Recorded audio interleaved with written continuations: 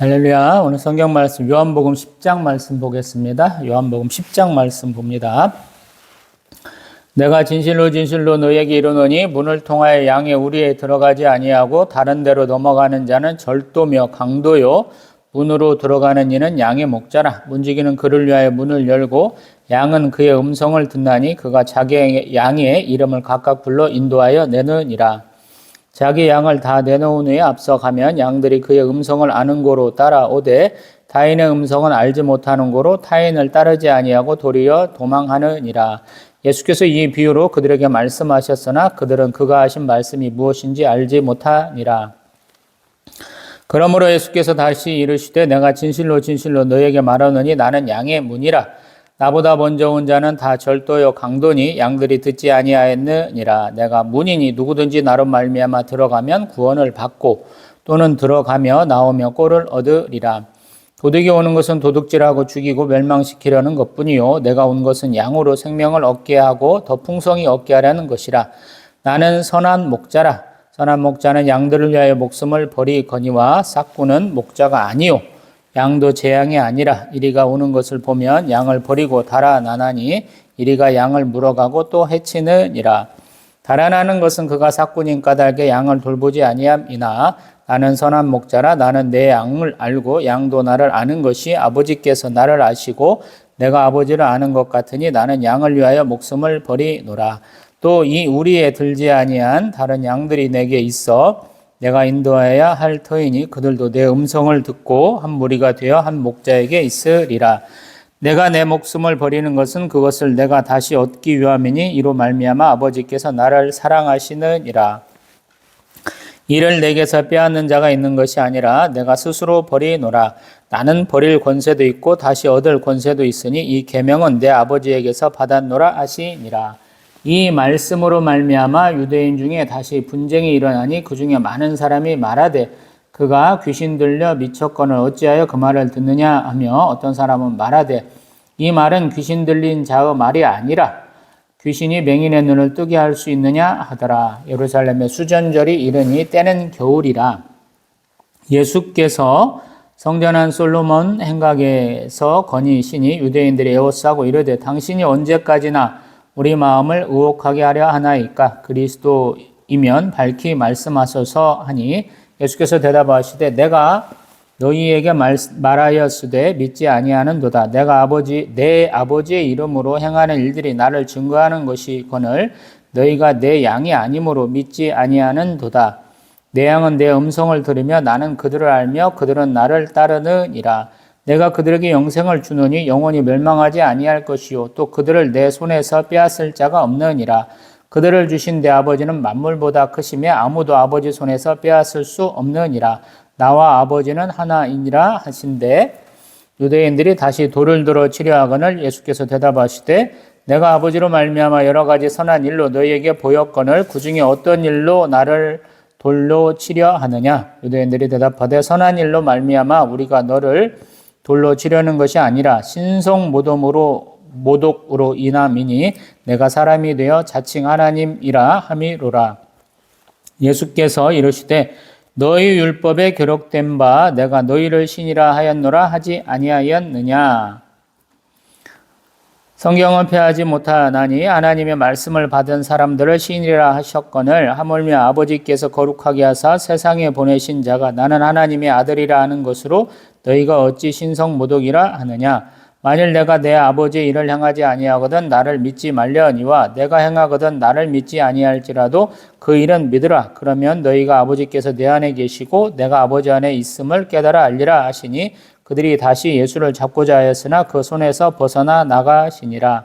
다시 요단강 저편 요한이 처음으로 세례 베풀던 곳에 가사 거기 거하시니 많은 사람이 왔다가 말하되 요한은 아무 표적도 행하지 아니하였으나 요한이 이 사람을 가리켜 말한 것은 다 참이라 하더라. 그리하여 거기서 많은 사람이 예수를 믿으니라. 아멘. 할렐루야. 아멘. 지난 시간 우리 요한복음 9장에서는 날 때부터 맹인된 사람을 예수님이 고치시는 장면을 보았고요. 그 사람이 아마도 공의에서 예수님을 믿습니다라는 신앙 고백과 같은 또 자기의 강요에 맞서서 소신 있는 발언을 하는 장면들을 보았고요. 또 예수님이 그를 찾아서 본인이 그리스도라라는 것을 밝히시는 장면을 보았었습니다. 그 다음에 연이어 있는 사건인 것 같아요. 우리 성경은 반드시 시간 순서가 아니다라는 말씀을 많이 드려봤어요. 특별하게 요한복음은 그런 경향이 좀 강한 것 같다라는 생각을 제가 좀 비췄었죠. 왜냐하면 예수님이 마지막 공생의 기간에, 고난주간에 우리 예루살렘 성전을 청결하게 한 사건을 우리가 기억을 하잖아요. 마태, 마가, 누가에서 공통적으로 그렇게 얘기하는데 요한복음은 훨씬 빠르잖아요. 그리고 가끔씩 보면은 어떤 사람이 그냥 흰소리 하는 것처럼 갑자기 맥락 없는 소리를 막 떠드는 것에 대한 예수님의 답변들이 요한복음에 나오거든요. 그래서 굉장히 가까이에서 예수님의 어떤 대화 내용, 가르침의 내용을 굉장히 잘 표현을 했다 이런 생각이 들어요. 그러니까 우리가 조금 요한 문헌을 보면서도 조금 아리송해요. 왜냐하면 우리 사도 요한은 예수 그리스도를 가장 늦은 나이, 가장 늦게까지 살아남은 사도로서 예수님 정말로 성육신 하셔서 이 땅에 구주로 오셨고 십자가에서 우리를 대속하셨고 부활하시고 승천하셨다 라는 내용을 계속 변증한 분이에요. 증거하신 분이거든요. 그러니까 어떤 기억력에 의해서 그렇게 했을까라는 약간의 우리가 의구심도 품게 되고 또 사도 요한은 사실은 잘 기록하는 사람이었구나 내지는 기억력이 굉장히 뛰어난 분이었구나 이런 생각을 좀 하게 되거든요. 그리고 또한 우리가 예수님께 묻고 싶은 내용에 대한 자연스러운 답이 요한복음에는 있어요. 어떤 사람이 하는 행동의 의미를 우리가 제대로 파악하기 위해서는 그 사람이 왜 그랬는지 말하는 걸 들어봐야 되거든요. 요한복음은 그러한 말씀하시는 게 더 많아요. 그래서 좀 은혜가 많이 돼요. 평상시에 예수님의 사역만 갖고 기도하시던 분들은 그 사역의 의미가 무엇인지 좀 더 심각하게 좀 고민해보고 싶다 그러면 요한복음을 많이 보셔야 돼요. 왜냐하면 요한복음은 대화가 더 많아요. 예수님이 앞에 나가셔서 설교하듯이 막 때려박듯이 니네 이래야 돼 이런 스타일이 아니시다는 거예요. 요한복음에서는 누가 무슨 말을 하면요 거기에 대한 말씀을 해주시는 거예요. 물론 우리가 생각하는 평등한 입장에서 묻고 답하는 것은 아니에요. 예수님은 하나님이시니까 격이 높으신 하나님이 격이 낮은 그의 피조물 예수님을 의심하는 자들에게 자신의 사역, 자신의 소명, 사명에 대한 얘기들을 쭉 하시는 거예요. 그래서 우리가 믿음을 가지고 조금은 바라봐야지 그 의미를 깨달을 수 있어요. 세상에 많은 사람들이 예수님을 굉장히 이런 자기하고 비슷한 사람 정도 아니면 자기보다 조금 뛰어난 위인 정도의 관점에서 바라보니까 우스운 얘기들 많이 하잖아요. 철학자들, 종교학 이렇게 다루시는 들 보면 거의 일반인 수준에서 얘기들 많이 하거든요.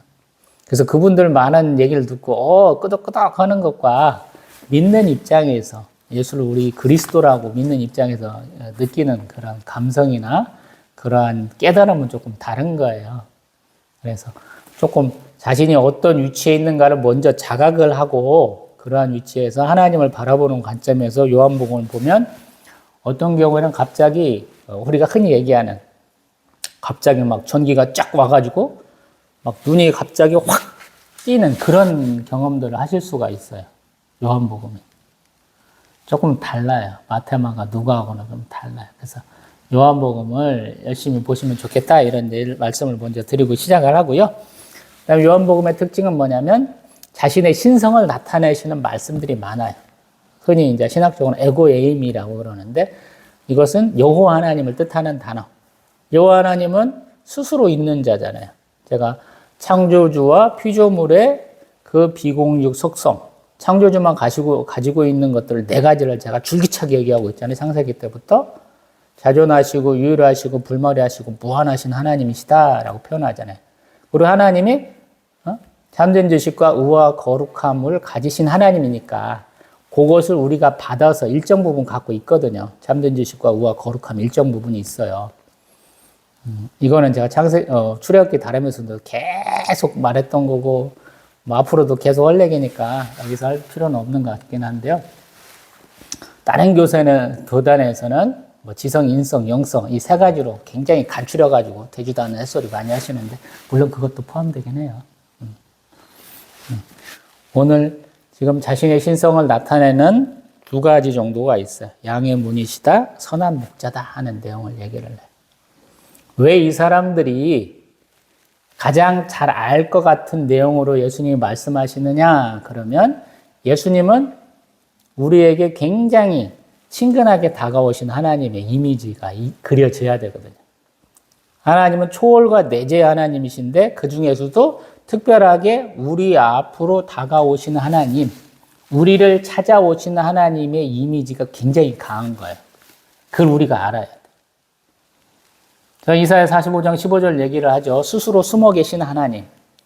이사야 선지자는 왜 그 얘기를 하냐면 북이스라엘 쫄딱 망하고 남유다는 지금 포위되었고 깔딱깔딱 숨만 겨우겨우 쉬고 있는데도 하나님은 응답하시지 않는다. 요거거든요. 나라가 점점 망해가요. 우시야 아시아라는 그 왕 다음부터 요담, 아하스, 히스기야 왕 때까지 나라가 점점 쫄딱 망해가고 있어요. 수많은 사람들이 내분이 남북 이스라엘끼리도 많이 싸웠는데 정말 피 터지게 싸우고 아수르라는 대국이 나오고 아수르를 이어서 바벨론이라는 대제국이 나오는 것까지를 지금 경랑의 세계사 속에서도 이스라엘 나라는 점점 쫄딱 망해가는 걸 얘기를 하거든요. 그래서 깨어있는 사람들, 영성이 조금 뛰어난 분들, 하나님의 그 계획을 조금 알 것 같은 분들은 하나님 앞에 기도하고 있는 상황이라는 거예요. 우리 지금 저희들도 그런 분들 많이 있죠. 세계가 종말과 가까워지고 있다 이 생각 가진 분들 많잖아요. 좀 깨어있신 분들은. 그걸 못 느낀다면 영성이 조금 이렇게 낮으신 거예요. 쉽게 말하면. 우리가 이때까지 이런 평양 누려본 적이 없잖아. 이런 것만 느끼시면 하나님 나라에 들어가시기가 조금 곤란하신 분들이라고 생각도 될 정도예요. 우리가 인류 역사 중에서 가장 겪었던 것 중에 가장 참혹하기도 해요. 예전에는 내가 살고 있는 곳과 조금 떨어진 곳에 사는 사람들이 어떻게 사는지 잘 몰랐어요. 우리는 알고 있잖아요. 그 엄청난 사건들이 일어나는 것을 보고 있잖아요. 뭐 천재지변도 많이 일어나고 전쟁도 많고 기아도 많고 인종학살도 많이 벌어지고 별짓 다 일어나고 있거든요. 왜 일어나겠느냐라는 거예요. 우리끼리 탐욕에 의해서 싸우는 것이냐? 하나님이 심판하고 있는 기간 중이냐? 그러면 우리는 심판받고 있는 기간 중이에요. 믿는 것이 참 중요하다라는 거예요. 우리가 믿는 것이 우리가 잘해서 되는 게 아니에요. 하나님 주신 축복이다 이 생각을 많이 할 수 있게 되는 거예요. 좀 깨어 있으신 분들. 복잡한 얘기니까요. 요한계시록 좀 가면 또 나불나불 떨어질 게 또 많이 있으니까요. 또 그때로 밀어놓고요. 오늘 요한복음 10장 봅니다. 대개 성경은 장절을 나누지 않는다는 얘기를 제가 계속 하죠.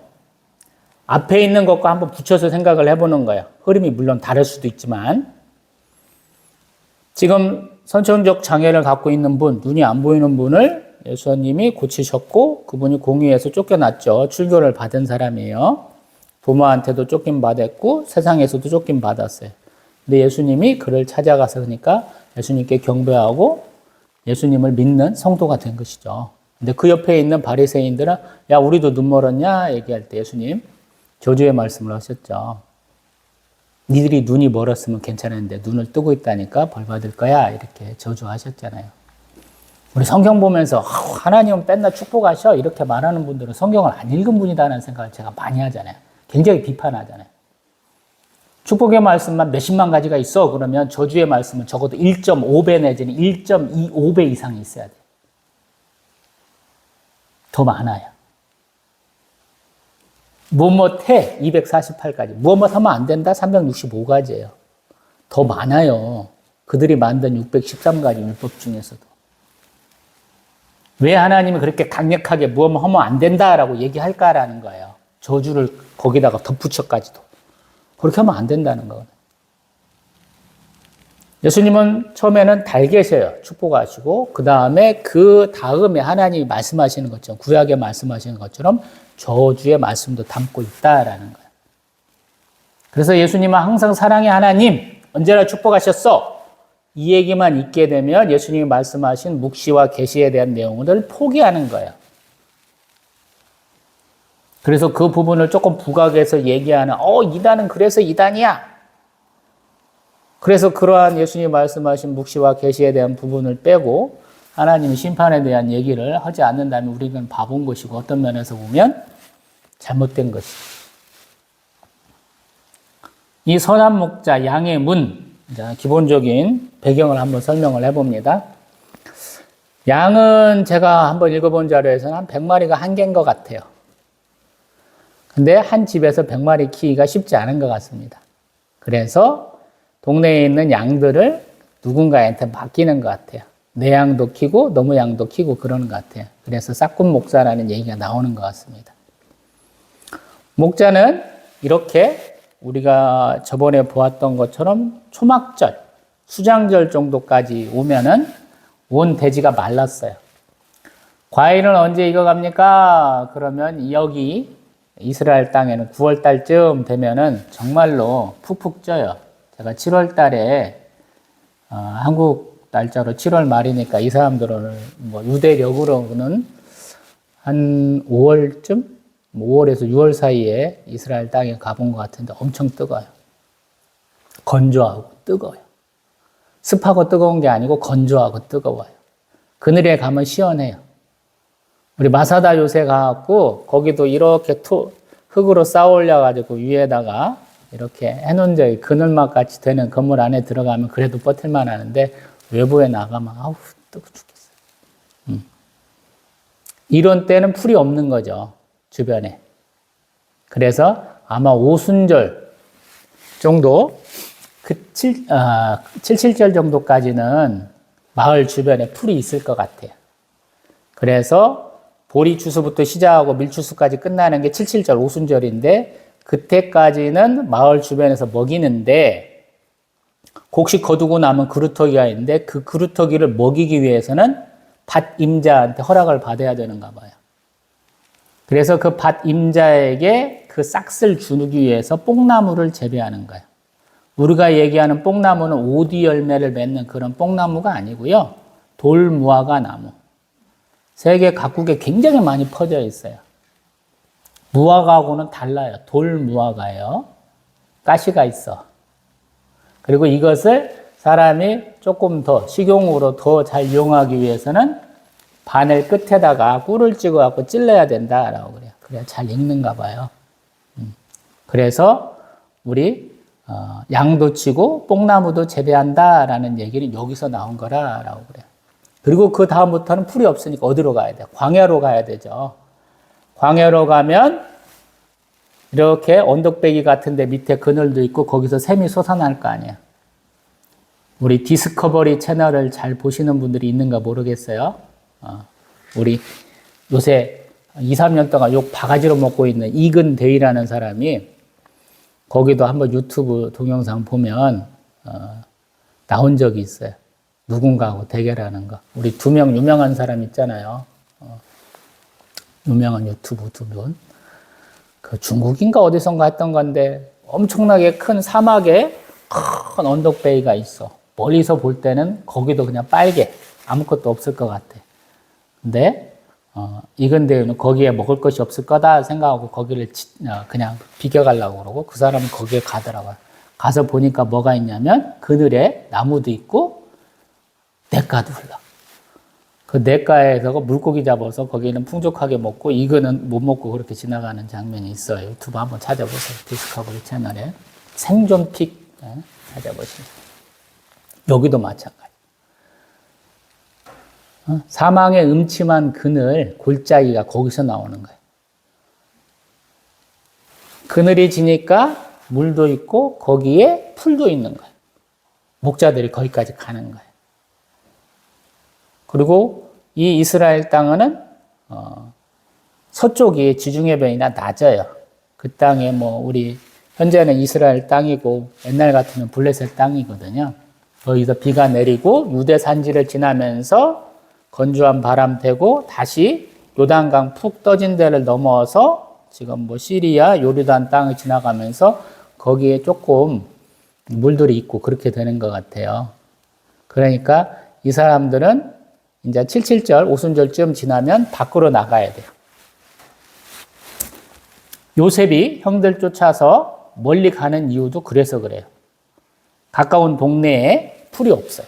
멀리 가야 돼요. 물이 있는 곳을 찾아서 가는 이미지예요. 여기도 마찬가지고. 그렇게 동네 떠나서 가다 보면 어디에 양들을 묵게 하느냐라는 것이겠죠. 이스라엘 땅에는 동굴이 굉장히 많습니다.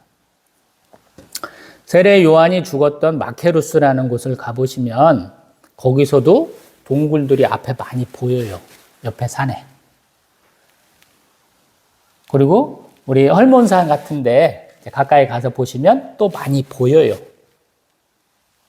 동굴이 천연 동굴이 많다는 거예요. 그리고 그러한 동굴에 양들을 칠 때는 어떻게 해야 돼요? 동굴의 입구에 목자가 있어야 되겠죠. 만약에 동굴이 없다, 평야지대다, 그럼 어떻게 하냐면 돌을 쌓아요, 둥글게.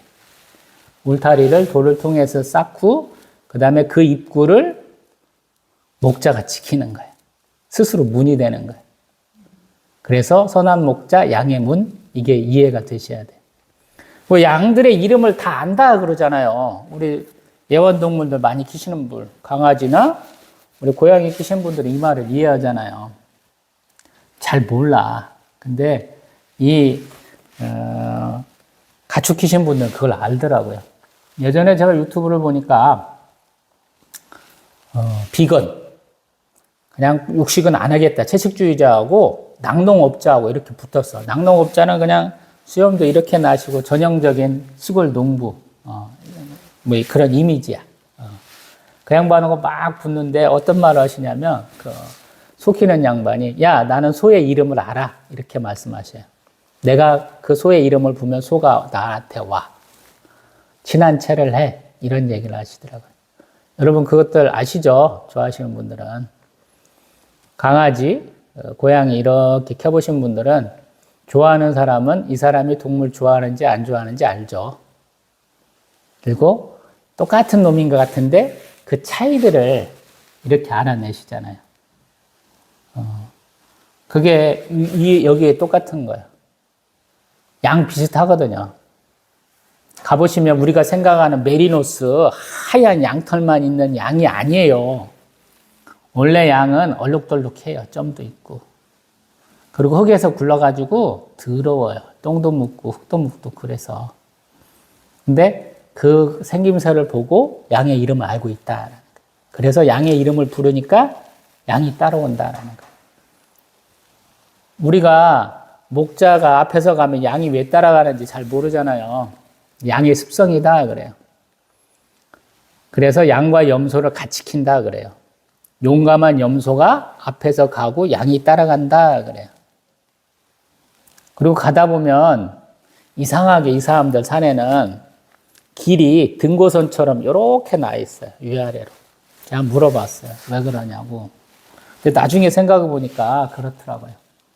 양들이 하나가 가면 그대로 한 줄로 갈 것 같잖아요. 그렇게 안 가요. 무리지어서 가는데 한 번에 밀리지 않도록 조금 이렇게 떨어져서 가더라고요. 그게 그 길이 생기더라고요. 쉽게 말하면.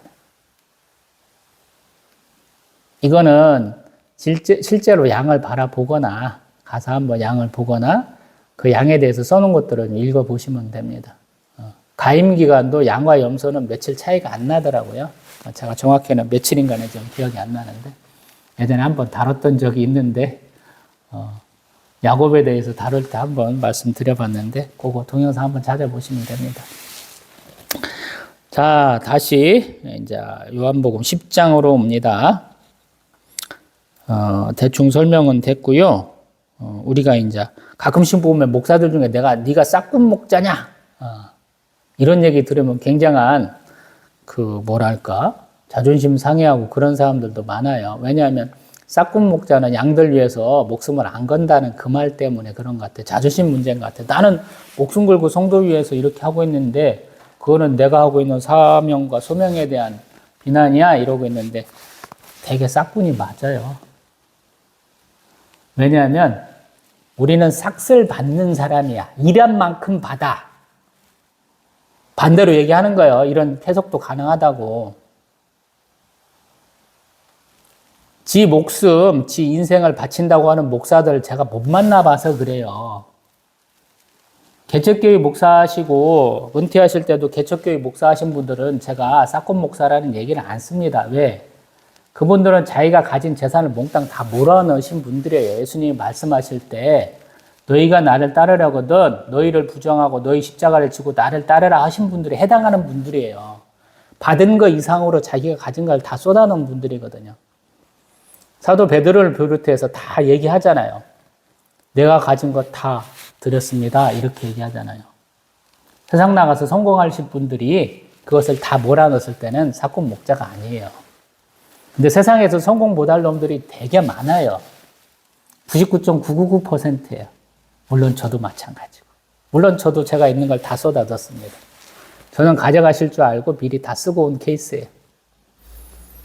통장 잔고가 줄어들 거 알고 동기들한테 밥 쌌어요. 제가 언젠가 그런 말도 해봤네. 야 나하고 밥 안 먹어본 사람 있으면 손 들어봐. 내가 그런 적도 있어요. 살만한 사람은 다 샀어.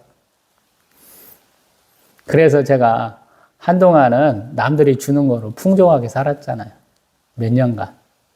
그 사람들한테 받았다는 게 아니에요. 그 인간들은 나한테 줄 형편이 아직도 안 되고 있어. 그 중요한 원리를 몰라가지고. 하나님이 감동을 주셔서 내가 받을 일 없는 사람한테 베풀고 살면요. 다른 사람이 나한테 주더라고. 그래서 제가 몇 년간 풍성하게 살았잖아요. 작년 가을부터는 투잡 뛰고 있지만. 삭슬 받는 거야. 일한 만큼 받는 것이다 라는 게 삭시예요. 그리고 하나님이 거기에 은혜로 더해 주시는 거예요. 은혜로 더해 주시는 거예요. 근데 은혜로 주시는 게 너무 많아. 일한 건 별로 없거든요. 마지막 부교육자 사역하면서 담임 목사님 되게 안 좋아했던 이유 중에 하나가 그거예요. 내가 기도할 테니 니네가 기도하고 내는 돈 5만 원씩 책임져라 이렇게 하셨다고 그러더라고요. 하루에 5만 원씩인가 계속 내시는 거예요, 교회에. 근데 그게 내 돈이 아니었다라고 얘기하시는 거 듣고 내가 기분이 팍 상해버렸잖아. 하나님한테 돈 내는 건 액수가 상관이 없거든요. 저는 예배 한 번 드리면 대개 1,000원씩 내요. 투잡도 안 뛰었고 내가 마지막까지 아마 가질 수 있는 가장 작은 돈이 또 가장 편하게 드릴 수 있는 1,000원이지 않겠느냐 생각을 해서 예배 때마다 1,000원씩 드려요. 10년간 지켜온 거예요. 개청한 10년 동안. 그 액수는 상관이 없는데 그 양반은 왜 그렇게 교회 보고 내려온지 모르겠어요. 제가 알기로 그 양반도 몇백 원 받았던 것 같은데 수백만 원을 받았고 교회에서 준 되는 건 충분히 생활이 됐던 것 같은데 왜 그렇게 했는지 이해를 못 하겠더라고요.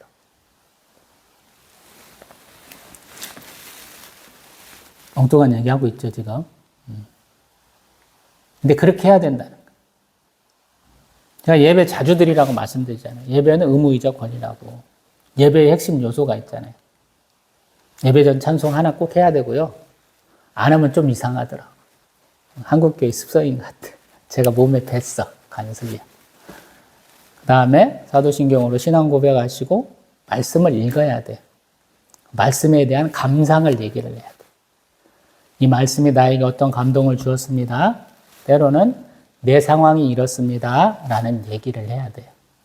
그리고 하나님이 하신 일이 쓰여 있으니까 성경에는 그 하신 일이 저한테 이렇게 다가옵니다. 라는 얘기를 해야 돼요. 그리고 소망을 얘기해야 돼요.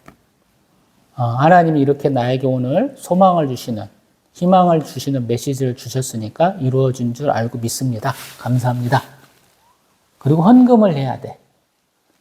제가 헌금을 굉장히 많이 강요해요. 많이 드리지 말라고 그래요.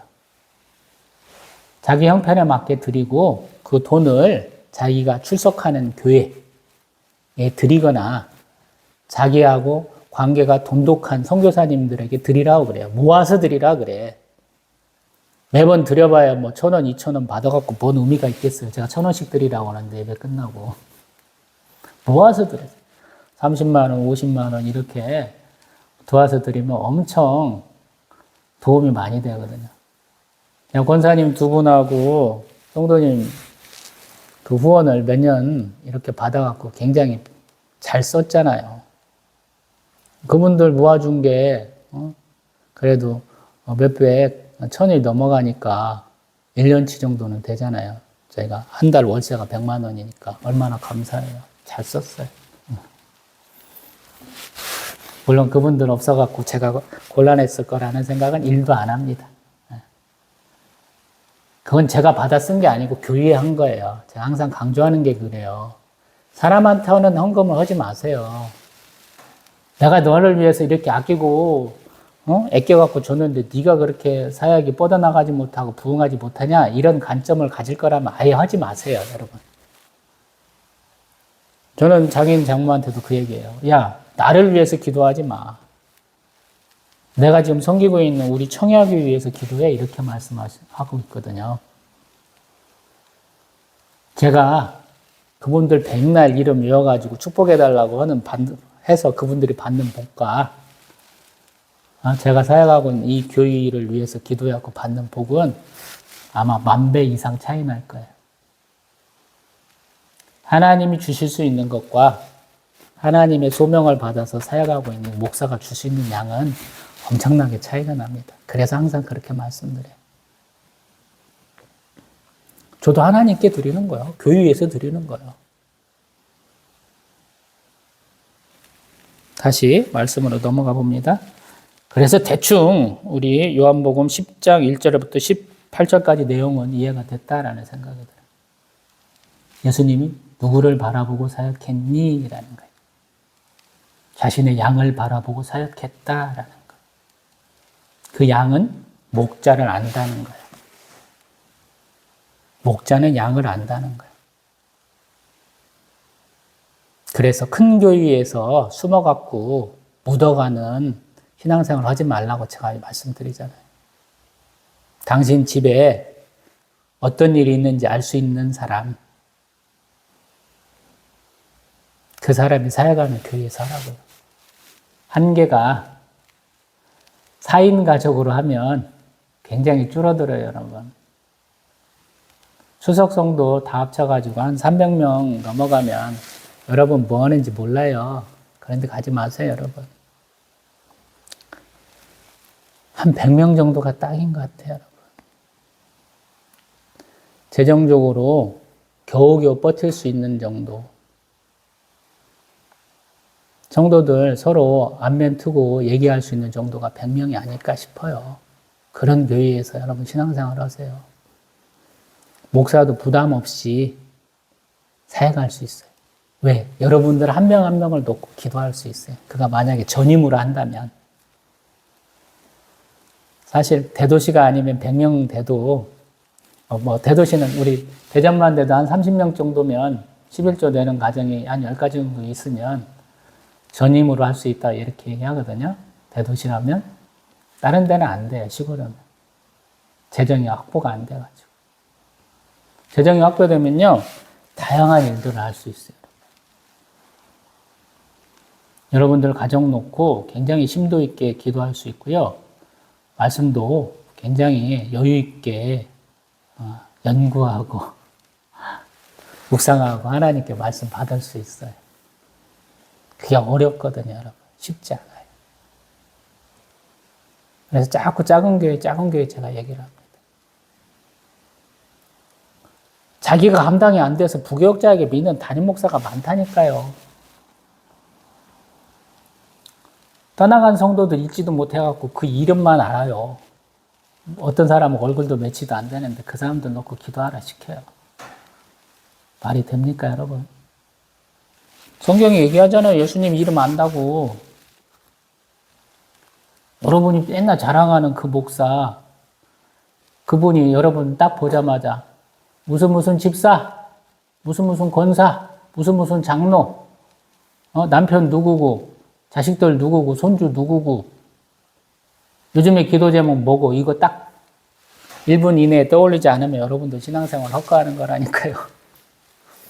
예수님식 표현이에요, 이게.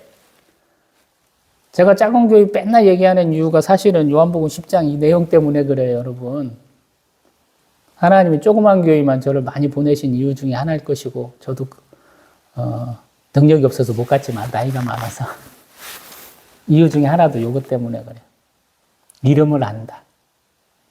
구약에서는 하나님 이름을 안다. 이게 굉장히 중요해요. 맨날 어떤 놈들은 야다 그러면서 대주단의 햇소리 하는데, 너가 나를 알고 나가 너를 안다는 의미가 그래서 있는 거거든요. 좀 넘어가 봅니다. 근데 유대인들은 이 말 듣고 햇소리하고 자빠졌네, 미쳤네, 귀신 들렸네 이 얘기를 한다는 거예요. 왜? 목자는 사회적으로 신분이 굉장히 낮아요. 싹군 목자라는 게 있잖아요. 이게 포도원 품꾼꾼이에요, 거의. 외국인 노동자가 할 수 있는 그런 거예요. 별 볼 일 없는 거예요. 그래서 예수님을 바라보면서 영광의 십자가만 얘기하는 사람, 돈을 많이 벌고 자식들이 잘 되고 아파트 좋은 거 사고 집 좋은 거 사고 땅값 올라갈 거 조금 살라고 하는 사람들한테는 예수님이 인기가 없잖아요. 목사가 인기가 있지. 기도했는데 기도 좀 부탁했는데 그거 사야 돼. 그거 사면 안 되겠네? 이런 얘기하는 사람 인기가 있잖아요. 그런 얘기하는 목사들은 제가 담임 목사든 저하고 직접적으로 아는 목사든 욕 대가 바가지로 해줬잖아요. 욕 안 하고 산 지가 몇 년 안 돼요.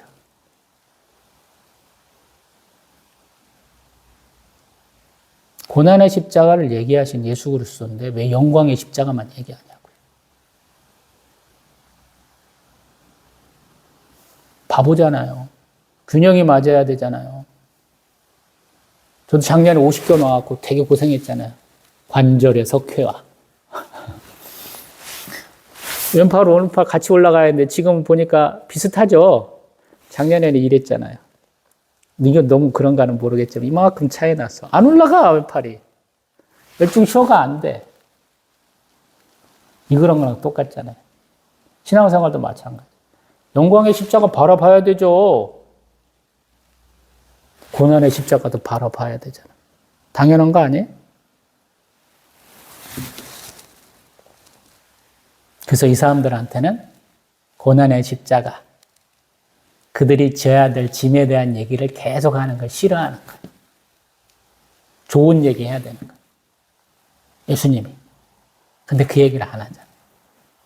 듣기 싫은 거예요. 야, 우리가 목자 얘기 들어서 뭐 하려고? 그런 거거든요.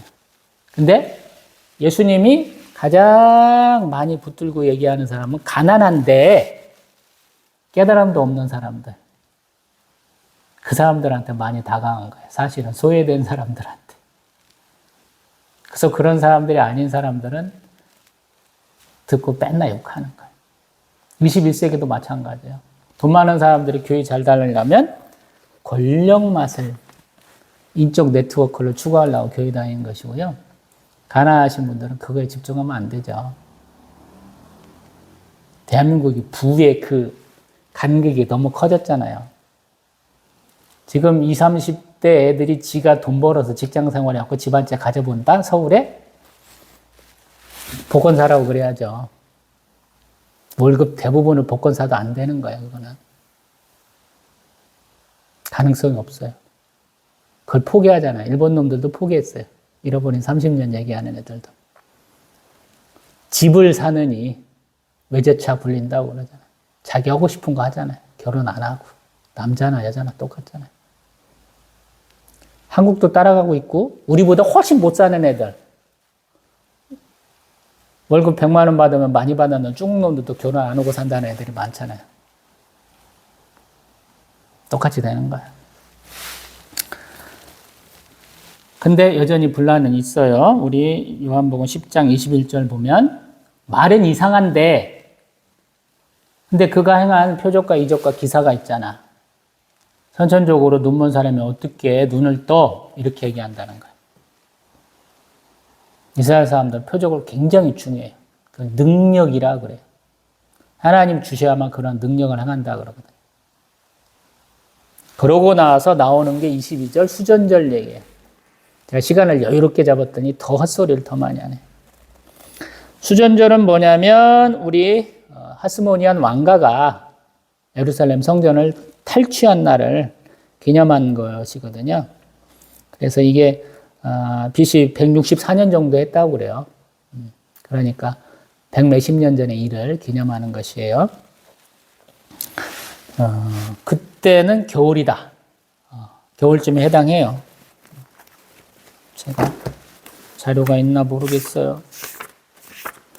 여기가 있나? 없다. 여기. 거기서 베낀 건데 되게 많이 써먹고 있죠. 우리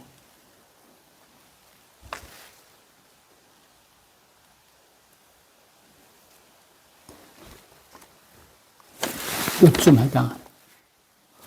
이게 초막절 정도 해당하는. 조금은 같죠.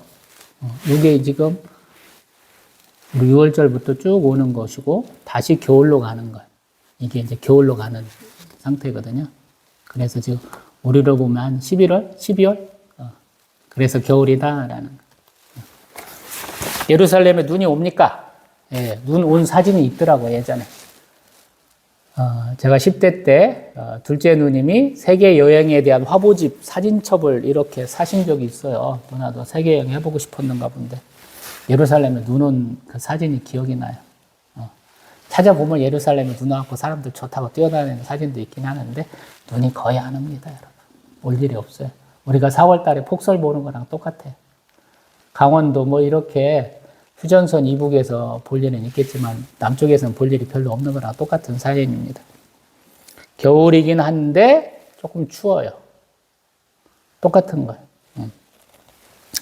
그때 솔로몬 행각에서 말하는 거예요. 사람들이 뭐라 하느냐? 24절. 유대인들이 애워쌌다. 이 유대인들은 항상 나쁜 놈들이에요. 쉽게 말하면. 좋은 의미로 쓰는 게 아니라고 그랬죠. 그런 관점을 가지고 당신이 언제까지나 우리 마음을 의혹하게 하려 하십니까? 그리스도이면 밝히 말씀하옵소서 이러는 거예요. 좋은 의도로 말하는 건 아니에요. 근데 예수님은 항상 얘기를 해요. 야, 내가 하는 일을 봐봐라는 거예요. 요 얘기는 앞에서도 예수님이 쭉 얘기하셨던 거예요. 우리 요한복음 5장에서도 하셨고 7장에서도 하셨고 8장에서도 하신 거야. 예수님의 하신 행동 안 믿어, 이 사람들. 눈으로 아무리 보여줘도 안 믿어. 그냥 깜깜이로 계속 몰아치는 거야. 비난하고 힐난하고 다시 비난하고 힐난하고 날조하고 계속 그런 거야. 그러니까 안 되는 거야. 예수님은 계속 같은 말을 해요. 그러면서 양에 대한 말씀으로 얘기해. 26절. 너희가 내 양이 아니므로 믿지 않는다. 양이 아니니까 안 믿는다라는 거예요. 이런 일 많죠. 입문은 시켜놨어. 근데 신앙생활 계속 못하는 사람 수두룩하잖아요. 우리 파면당한, 탄핵당한 윤석열이가 여의도 순복음교회 며칠 갔다고 그게 성도예요? 아니잖아요. 또 차기 대권 후보로 1등을 하고 있는 이재명이도 어떤 교회 10년을 다녔는데 담임 목사가 우리 교회 성도 아니에요 이랬잖아. 똑같은 거예요. 10년을 다니든 100년을 다니든 하나님을 안 믿고 예수님을 안 믿으면 그건 성도 아니에요. 거기에 적을 둬야 되고 출석해야 되고 헌금해야 되고 같이 활동을 해야 돼요. 부서에 속해서 봉사도 해야 되고 구역 예배도 드려야 되고 그게 성도예요, 여러분. 그래서 에이브리엄 링컨이 백악관에 기도실 만들었고 굉장히 성실한 성도였어요. 이렇게 얘기하면은 바보죠. 왜? 거기는 교회에 추석한 적이 없어요. 그 당시 사회적 배경이기도 한데 순회 전도사라는 우리 손해 목사라는 분들이 설교할 때 이렇게 불러갖고 한 거예요. 그러니까 나 교회 다니기는 싫고 나보다 못한 니그들한테 가서 머리 숙이기는 싫고 하나님 믿어 이런 거예요. 정상적으로 말하면 한국에는 성도가 아닙니다. 날라리지. 그리고 또 28절 내가 그들에게 영생을 준다라는 거야. 예수님의 이름을 믿으면 영생을 준다. 마찬가지예요. 예수님 하신 말씀을 믿어야 돼요. 교회에서 가장 많이 선포돼야 되는 말씀이 하나님과 예수 그리스도의 그 말씀이에요. 이상하게 우리는 다른 것들을 많이 하잖아요. 그게 안 된다는 거예요. 저도 반성 많이 하잖아요. 예수님 얘기 많이 해야 되고 하나님 얘기 많이 해야 되는데 제 얘기 많이 하죠. 잘못된 얘기를 계속 많이 하는 것 같아요. 죄송해요. 그러면서 핵심 30절 나와 아버지는 하나다. 성삼의 일체 하나님의 근거 중에 하나 여기에요. 나와 아버지는 하나다. 이를 잊으면 안 돼요. 그래서 예수님도 창조주, 심판주, 구세주, 섭리주 되신다. 요걸 잊지 마세요, 여러분. 요 얘기를 많이 안 해주시는 것 같아요. 저도 많이 못 들어봤어요. 들어본 적이 없어요, 신앙생활. 짧게 했기 때문에. 35부터 제가 목사 안수 받을 때까지 성삼위일체 하나님, 예수님이 창조주, 심판주, 구세주, 섭리주 되신다는 얘기를 들어본 적이 별로 없어요.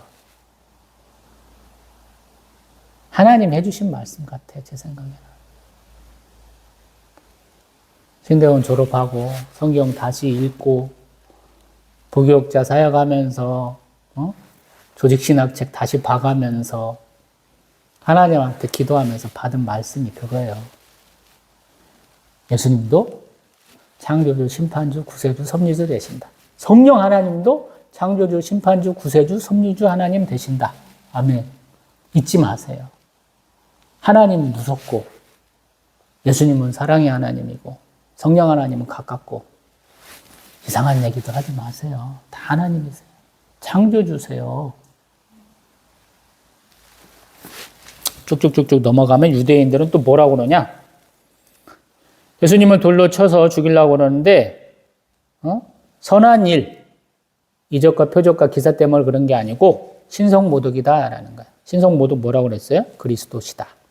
하나님과 나는 하나다. 이 얘기를 했기 때문에 네가 어떻게 사람이 하나님이 될 수 있어? 이게 신성모독이잖아. 근데 예수님은 무엇으로 얘기하시냐면 34절 내가 너희를 신이라 하였노라 하지 아니하였느냐. 이게 시편 82편이에요. 시편 82편 얘기해야 되죠. 근데 우리가 읽는 내용과 조금 달라요, 해석이. 그렇지만 한번 얘기를 해봅니다. 시편 82편 6절 가봅니다. 82편 6절 내가 말하기를 너희는 신들이며 다 지존자의 아들들이라 하였으며 7절 그러나 너희는 사람처럼 죽으며 고관에 하나같이 넘어지리로다. 아멘. 시편 82편의 전체적인 내용은 뭐냐면 하나님이 신들 중에 으뜸이시다라는 거예요. 우리가 여호와 하나님이 유일한 신이시잖아. 유일신이잖아. 이거를 우리가 믿었다는 생각을 많이 갖고 있어요. 근데 은연 중에 신들은 그냥 만신론 정도에 해당하는 의식을 보여주는 경우도 있어요. 구약에서 보다 보면. 82편에 그런 경향이 좀 있어요. 그래서 81편 1절에 하나님은 신들의 모임 가운데에 서시며 하나님은 그들 가운데에서 재판하신다. 그러는 거예요. 만신이에요. 세상에도 수많은 신이 있을 수 있다. 이런 배경을 까는 것처럼 우리가 오해할 수 있거든요. 여호와가 아니고 애를 넣어가지고 이렇게 얘기하는 것 같다라는 거거든요. 수많은 신들 중에 하나로. 엘은 세상 사람들, 그 중동에 있는 사람들이 다 하나님이라고 칭하는 그냥 보통 명사예요. 쉽게 말하면 엘에다가 뭘 붙여? 엘샤다이. 뭐 이런 식으로 붙여갖고 얘기하는 거거든요. 근데 여호와 하나님은 하나님만이 하나님이신 걸 얘기를 하잖아요. 창조주시니까. 다른 것들은 다 우상숭배하는 것이고 사람이 만든 거야 이렇게 되는 거거든요. 근데 그런 경우가 있는 것 같아요. 그래서 그 하나님에 의해서 우리가 이렇게 자기들도 여러 신들 믿으니까 그 신들의 자녀라는 거야. 이게 그 사람들 생각이에요. 하나님에 의해서 뭐 그리스 로마 신화를 생각해 보면 돼요. 신들이 갑자기 사람들 사는 새 와가지고 여자를 유혹해하고 아들도 낳고 딸도 낳고 이런 개념이거든요. 그리고 이집트 바로도 보면 자기가 신이잖아요. 그래서 출애굽기 등의 10가지 재앙이 사실은 종교전쟁이 되는 거예요. 신들의 전쟁이 되는 거예요. 하나하나 재앙에 다 신들을 상징을 해요. 그 신들을 깨부수는 거거든요. 마지막에 그 신들의 정점인 바로가 자기의 맏아들 장자를 잃는 것으로 끝나잖아요. 10가지 재앙이. 그런 의미로 보는 거예요, 이게. 쉽게 말하면. 제가 내린 결론이 그래요. 뭘 해봐도 답이 없어서 고민 끝에 드리는 말씀이에요. 그래서 제가 신대원에서 배웠던 교수님은 제가 방금 읽었던 시편 82편 6절 7절을 되게 이런 식으로 해석을 해요. 내가 말한다. 너희는 모두 신들이고 지존자의 아들들이라 하지만 너희는 사람처럼 죽을 것이고 여느 군주처럼 쓰러질 것이다 라는 거예요. 이스라엘의 대적자들에게 하는 말씀이거든요. 이게 쉽게 그런 식으로 해석을 한 거예요. 근데 우리 요한복음 10장에 오니까 예수님은 그렇게 해석을 안 하죠. 뭐라고 하시냐면 내가 너희를 신이라 하였노라 하지 아니하였느냐. 내가 너희를 신이라 하였다는 거예요. 왜 이런 차이가 납니까? 관점의 차이가 납니까?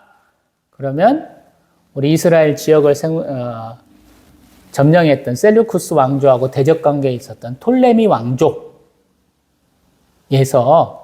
70인경이라고 하는 그 헬라어로 좀 이렇게 바꿔갖고 해석을 좀 했어요. 그 당시 히브리어를 바꿔서 그 당시 공용어로 성경을 쓴 70인경이라는 성경에서는 그 당시 관점을 좀 많이 넣은 거예요. 그래서 우리가 흔히 신약에서 인용하는 구약의 내용은 우리가 지금 배우는 구약의 그 번역본과 버전이 달라요. 맞는 경우가 거의 없습니다. 제가 처음에 성경을 딱 한 번 읽도가고 나서 당황스러웠던 것 중에 하나는 뭐냐면 내가 읽었던 구약하고 신약에서 말하는 구약의 내용은 왜 이렇게 관계가 없어? 맨날 이런 거였거든요. 굉장히 당황스럽더라. 조예가 깊으신 분들은 그 의미까지를 따지셨겠지만 그냥 막 성경 일독, 이독 해야지 이렇게 분들은 관심이 없어서 넘어가겠지만 좀 생각이 있으신 분들은 당황스러우셨을 거예요. 저도 지금도 확실하게 이건 뭐야 이렇게 말 못하거든요. 왜냐하면 히브리어 헬라어를 거의 못해요.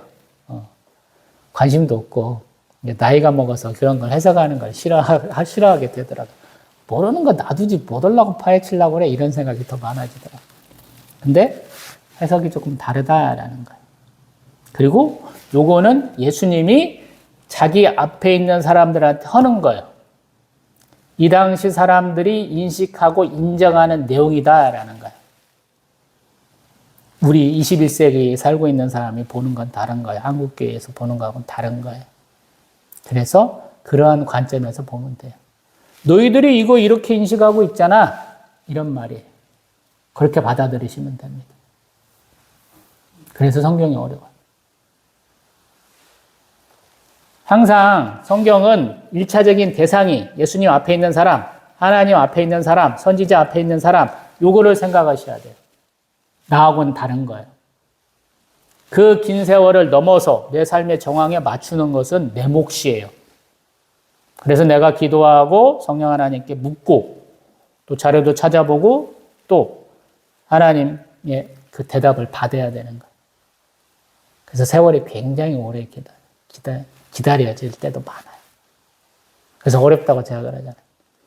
그래서 성경 66권 중에 최후가 시편이 될 겁니다 라고 미리 얘기를 하잖아요.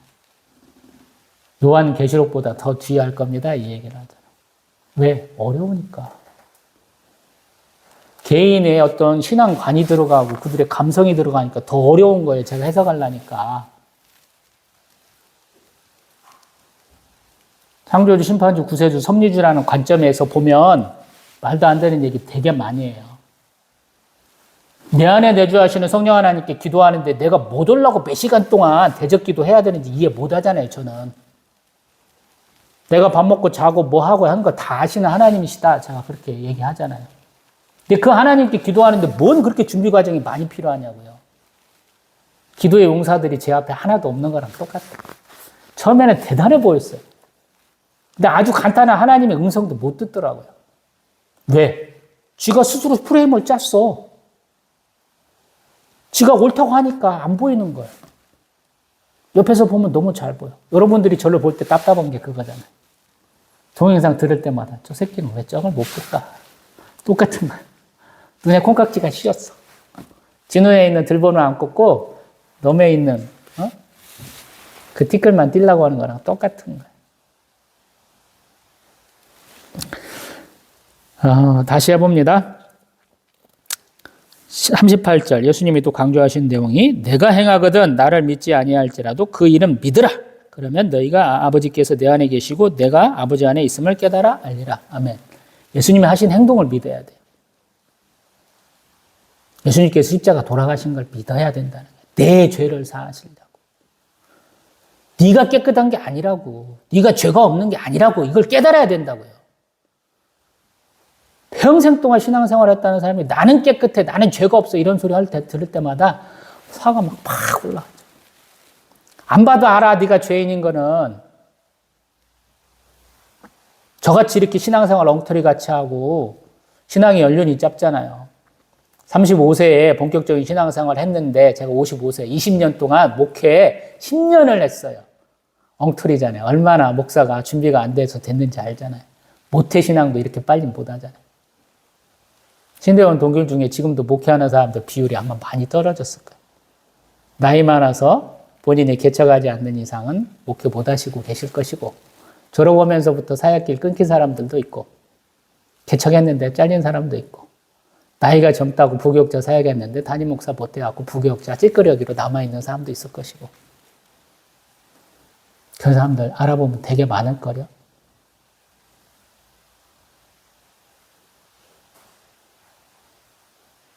한국교회도 똑같아요. 모태신앙이어도 자기가 40대, 50대 넘어가면서까지 신앙생활 잘하고 있는 분이 별로 없을 거다 이렇게 말씀드릴 수 있는 이유 중에 하나가 그래요. 예수님이 하시는 일을 믿어야죠. 나면서부터 못 보는 사람을 예수님이 치유하셨잖아요. 선천적 장애도 치유할 수 있는 예수님이라고 우리가 믿어야 되잖아요. 믿어져요, 여러분? 21세기 한국에서 내가 재림 예수야 하는데 선천적 장애 고쳤다는 목사 있으면 나와보라고 그래. 이단 교주 있으면 나와보라고 그래. 한 명도 없죠? 못하는 거예요. 안 되는 거예요. 내가 평생 동안 기도해서 응답 못 받은 기도가 하나도 없어. 이런 사람 나와보라고 그래요. 기도의 용사 중에. 지가 응답 받았는데 사실은 그게 응답이 아니었어 하는 경우가 더 많을 거요. 안타깝더라고요. 어떤 사람이 나 기도 그냥 아침 저녁으로 기도할 때 하나님 들어주셨어요. 그런데 옆에 듣고 있는 애가 그게 기도 응답이냐 바보야. 욕한 경우도 내가 굉장히 많아요. 기도해야 될 내용이 있고 기도 안 해야 될 내용들이 있거든요. 해야 될 내용과 안 해야 될 내용도 구분도 못 하시는 분이 많더라고요. 여성 교육자들 되게 많이 욕했잖아요. 맨날 감성이라고. 때와 장소를 지 맘대로 정한다고. 내용도 전한다고. 선보면서 소개팅하면서 제가 욕 많이 했잖아요. 그런데 똑같은 사람 저런 사람하고 했어. 결정적인 실수야. 똑같은 여자였는데 그냥 평생 노총각으로 살 거야. 그 한 번의 실수가 사랑스러운 아들을 줘가지고 너무 감사하긴 해요. 저 녀석이 목사가 될지 모르겠어요. 맨날 저렇게 아빠가 설교할 때마다 자고 딴짓도 하는데 목사 된다고 하니까 걱정이 막 판판 들어요. 자, 말씀으로 갑니다. 예수님 어디 가셨다고요? 40절에 보니까 처음으로 요한이 세례 베풀던 곳에 가셨다라는 거예요. 다른 성경에서 이런 얘기 안 하잖아. 예수님에 의해서 세례가 베풀어졌다. 더 정확히 얘기하면 예수님의 제자들이 세례를 베풀었다. 이런 얘기 안 하잖아요. 아마 21세기 예수님 오셔가지고 그럴 일도 없겠지만 세례 베푼다 그러면 우리 걸어서라도 가야 되죠. 북한 땅 넘어서 중국 땅 넘어서 걸어서라도 가야죠. 사막 지나고 에베레스트 산 지나야 된다면 거기서 지나서라도 가야 되죠. 돈 있으시면 편안하게 비행기 타고 가시고 왜 가야 될까요? 예수님 보고 싶으니까. 그 평생 소원이잖아요.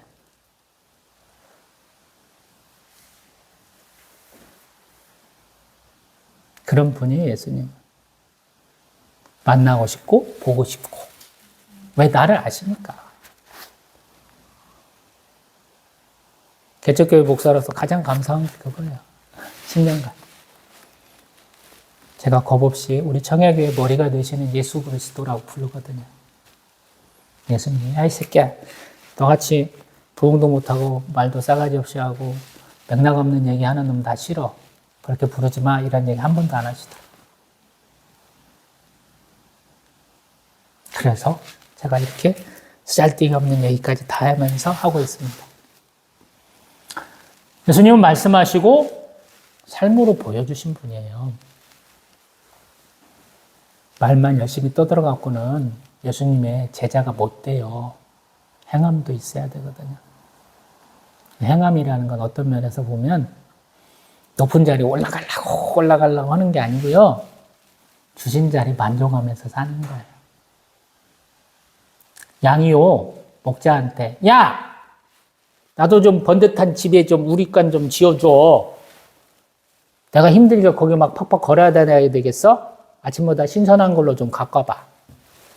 곡식도 좀 좋은 걸로 좀 줘봐. 풀떼기만 주지 말고. 물도 좀 시원한 걸로 줘봐. 안 그러잖아요. 그쵸? 쓰잘데기 없는 기도 그만하세요, 여러분. 예수님이 알아서 챙겨주세요. 그가 가는 길이 내가 가는 길이에요, 여러분. 착각 좀 하지 마시고. 내가 가는 길, 당신이 따라오세요가 아니고 예수님이 가는 길을 내가 쫓아가야 된다니까요.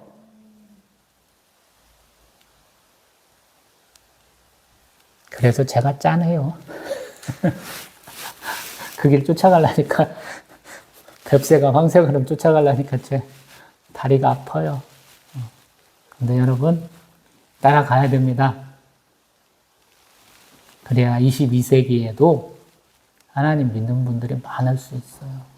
어렵고 힘든 분들이 구원받을 수 있어요.